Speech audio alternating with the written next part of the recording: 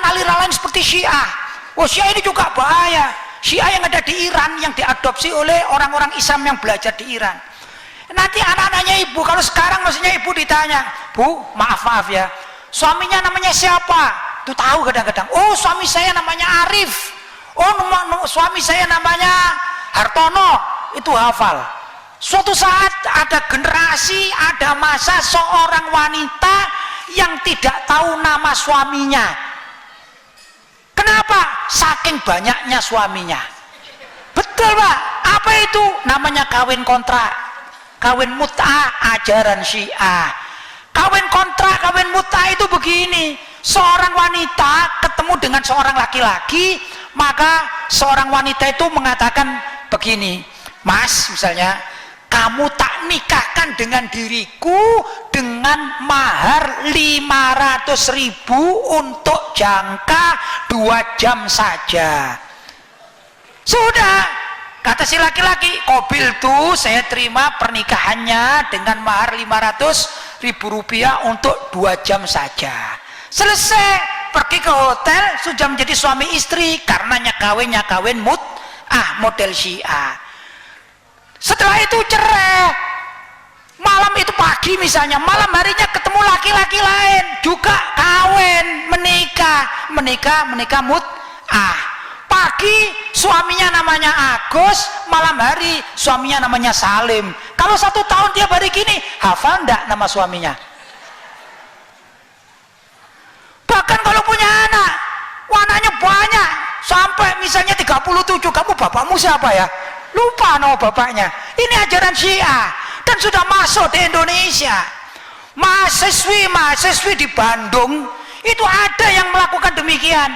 Mereka belajar pada Yayasan Al-Mutahari miliknya Jalaluddin Rahmat yang Syiah itu, ya, Jalaluddin Rahmat ya, yang Syiah itu. Ada loh mahasiswi dan mahasiswanya yang melakukan mut'ah. Kalau giliran satu kelas, sebut saja mahasiswanya berapa Pak satu kelas? Sebut 40 orang, mahasiswinya 40 orang. Jodoh, kata mereka. Wong kami dipertemukan di sini. Ajaran kami boleh nikah mut'ah menurut Syekh Jalaluddin Rahmat. Maka dilakukanlah kawin silang, kawin mut'ah. Hari ini Maryam menikah dengan Salim. Nanti malam cerai. Maryam ganti dengan Sulaiman. Salim kawin dengan Zainab, ya, sedangkan si siapa tadi ini? Sulaiman malam hari cerai, besok kawin dengan Romlah. Gantian Pak. Ini apa ya? Piala bergilir apa? Musibah itu dari kalangan orang-orang Syiahnya. Di Indonesia sudah banyak Syiah ini. Tadi Wahabi, sekarang Syiah.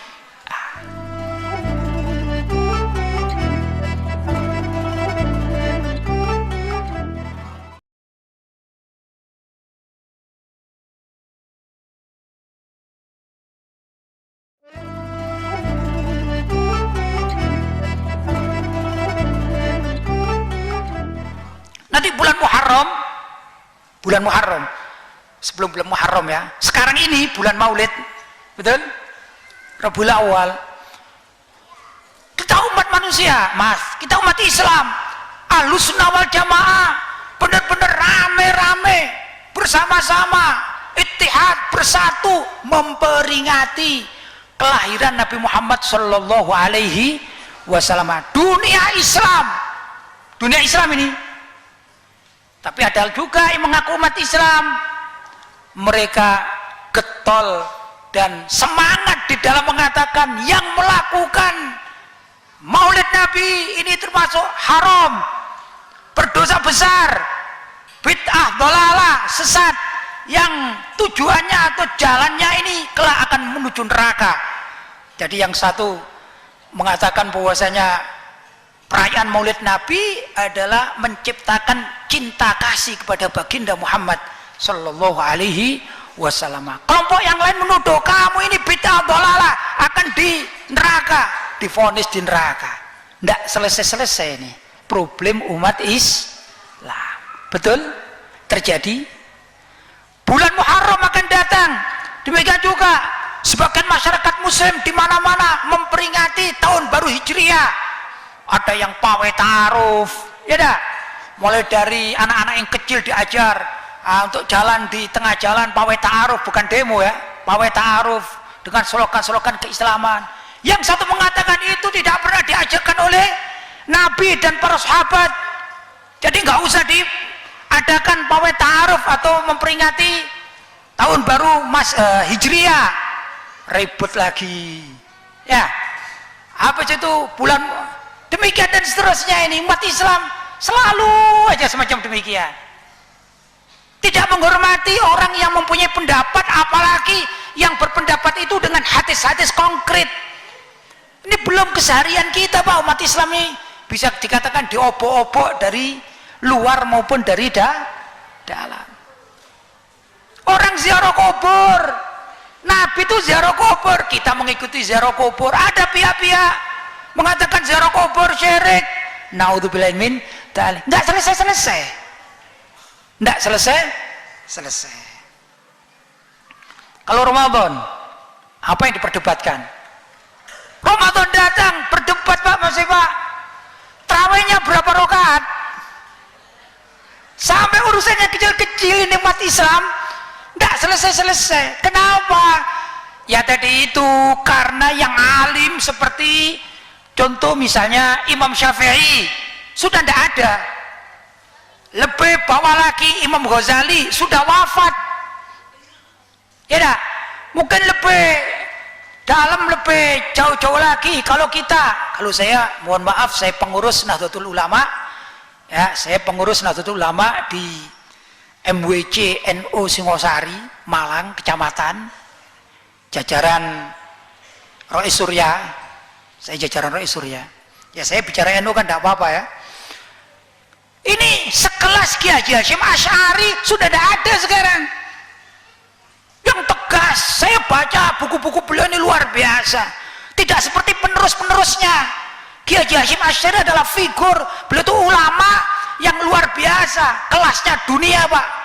Bahkan beliau mengambil riwayat-riwayat dari masyayikh yang ada di Mekah Al-Mukarramah, yang sanadnya ini adalah sanad Ahlus Sunnah wal Jamaah, mengikuti akidah Asy'ari Maturidi. Kebetulan guru saya Abuya As-Sayyid Muhammad bin Alwi Al-Maliki Makkah Al-Mukarramah, saya belajar 8 tahun kepada beliau di Mekah. Itu sanad-sanad beliau kepada guru-gurunya di atas itu nyambung Pak dengan sanadnya Kiai Haji Hasyim Asy'ari. Tapi kelas-kelas ulama semacam demikian sudah pada diambil oleh Allah Subhanahu wa Ta'ala. Maka masyarakat menjadi bingung mau berkiblat kepada siapa. Yang satu berkiblat kepada orang awam di kelompok mereka ya, yang asal, yang rujukannya adalah Fadilatus Syekh Al-Ghogeli kan gitu ya, Fadilatus Syekh Al-Ghogeli. Yang satu juga kelompok orang awam ini, wana kadang-kadang fanatik buta, sampai orang yang ditokohkan ini berbuat maksiat tetap saja diagung-agungkan, bahkan di dalam kutip ya didaftarkan menjadi wali kadang-kadang Pak. Ada wali pendaftaran ini ya, sekarang zamannya wali pendaftaran diri nih. Iya, mau bayar berapa nih daftarnya ini ya jadi wali, zaman sekarang Pak. Padahal tidak standar di dalam urusan syariat. Cari tokoh sekelas Kiai Haji Hasyim Asy'ari yang berani mengatakan tidak kepada aliran sesat, itu susah zaman sekarang. Tokoh-tokoh NU pun itu zaman sekarang ini, walaupun saya juga orang NU ya, terpaksa harus ngomongnya. Aliran sesat dirangkul Pak. Apa dalilnya? Hak asasi manusia. Kalau Kiai Haji Hasyim Asy'ari yang dipakai standar itu hak asasi Allah Subhanahu wa Ta'ala. Tapi tokoh-tokoh zaman sekarang termasuk di NU, di tempat-tempat lain itu lebih banyak menggunakan dalil hak asasi manusia. Dan manusia di zaman sekarang mayoritas manusia awam. Di kalangan manusia awam ini kemudian diangkatlah oleh masyarakat menjadi seorang tokoh dan seorang pimpinan. Fasuilu, ditanyalah tentang hukum apa tadi, misalnya mengucapkan selamat Natal, dijawab ya boleh-boleh saja, kita kan bertetangga, toleransi, bukan dengan kaidah-kaidah ilmiah yang dibenarkan menurut para ulama-ulama terdahulu. Ini yang terjadi zaman sekarang loh Pak ya. Gimana kira-kira 30 tahun mendatang Pak, tatkala bapak-bapak ya, sebagian ibu-ibu juga sudah dipanggil oleh Allah, nyisakan siapa di rumah Pak? Anak dan cucu. Anak kita dan cucu kita akan mendapati kondisi zaman yang jauh lebih berat.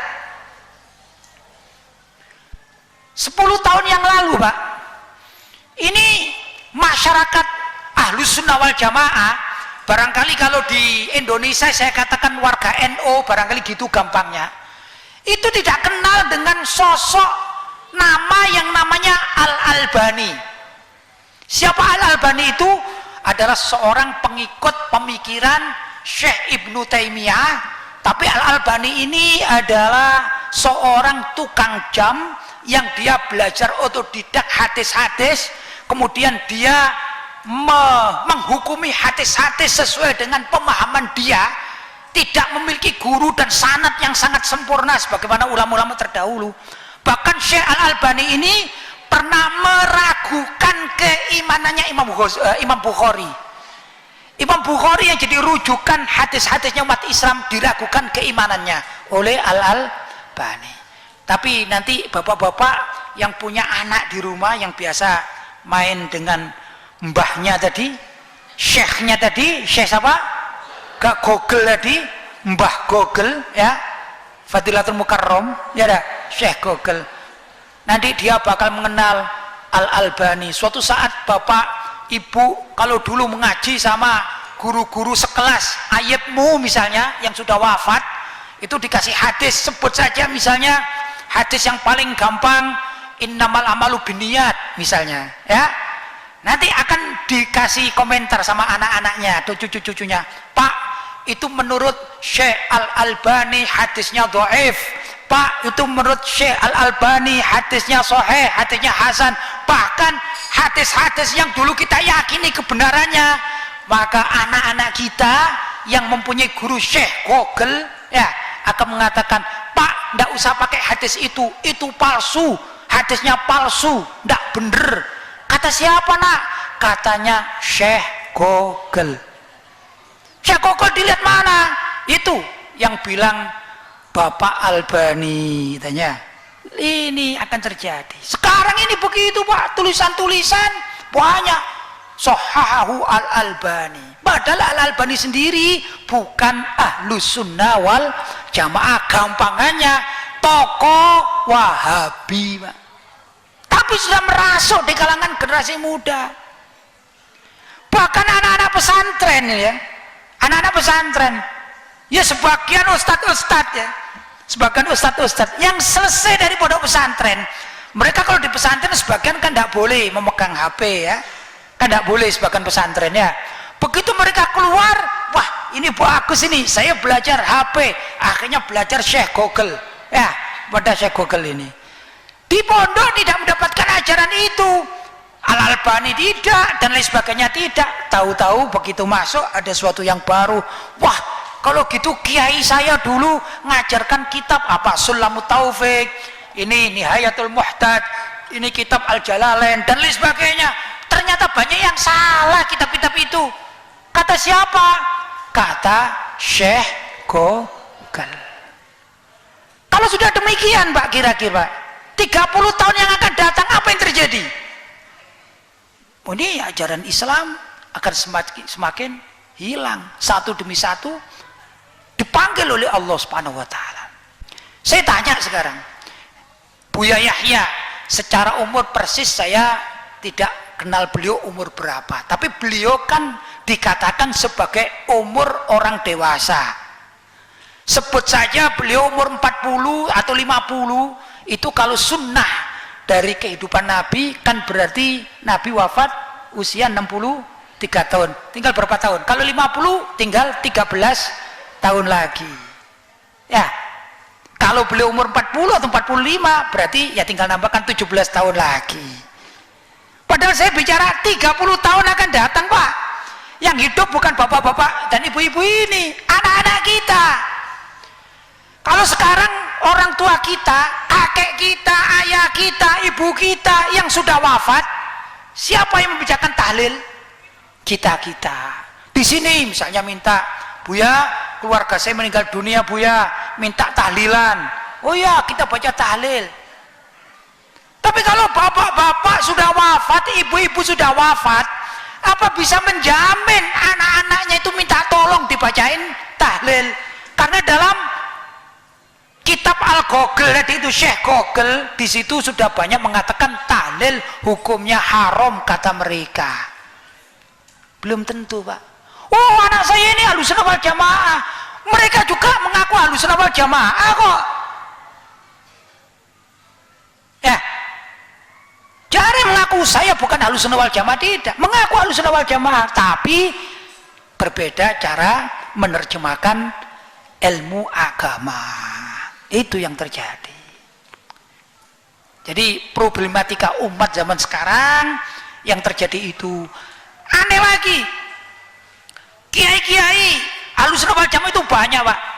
Kiai-kiai sepuh juga banyak. Tapi kebanyakan mereka yang memaku pesantren biasanya ngajari murid-muridnya ini mulai dari dasar nahwu, sorof, ya, fa'ala yafulu fa'lan wa maf'alan wa fa'ilun dan seterusnya. Mungkin kita pernah dengar ya kalimat-kalimat itu ya dari orang tua kita dulu. Sibuk dengan itu. Ya, ja'a zaidun, bagaimana i'rabnya.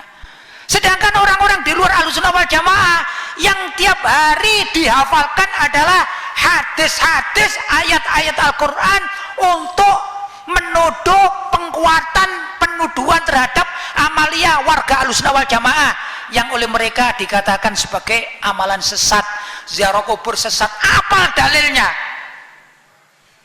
Mereka hafal dalilnya, halamannya juga hafal. Ya memang ngajinya itu saja, Pak. Ngajinya itu saja. Nanti anak-anak kita yang keluar dari pondok, loh, wong guru saya ngajarkan fa'ala yafulu fa'lan wa maf'alan fa huwa fa'ilun. Lah ini ada syekh baru mengatakan ada hadisun, ini adalah hadis Nabi, ini sabda Nabi, kita rujuk kepada Al-Quran dan Sunnah. Tidak perlu itu fa'ala yafulu fa'lan. Sudah tinggal saja kiaimu, tinggal saja pondokmu. Akhirnya anak-anak kita berkiblatnya beda, bukan lagi kepada guru-guru yang mengajarkan fikih-fikih madhab Syafi'i, tapi mereka mengambil dari orang-orang baru muncul. Wong pinter bicara yang baru muncul, wong memang yang diajari khusus bab-bab yang semacam itu saja, konsentrasi di bidang itu. Apa babnya? Katanya babul bid'ah, bab tentang bid'ah. Waduh, sudah di luar kepala kalau bicara bid'ah. Sedangkan para kiai lagi asyik gimana, anak saya yang situ tidak naik kelas, gimana caranya? Kasihkan guru privat. Ya, oh yang itu tidak bisa makan, ditanya ibunya, bapaknya gimana, kerjanya apa? Aduh, bapak saya cuma tukang ojek, ibu saya jualan tempe tahu. Akhirnya dicarikan. Ini para kiai sibuk dengan urusan demikian, sedangkan mereka sibuk untuk menyesatkan umat. Kamu salah ini, ziarah kubur ini adalah syirik, kamu nyembah kuburan. Ya dah, datang. Padahal Nabi sendiri ziarah kubur. Ini musim, itu yang berkaitan dengan Wahabi.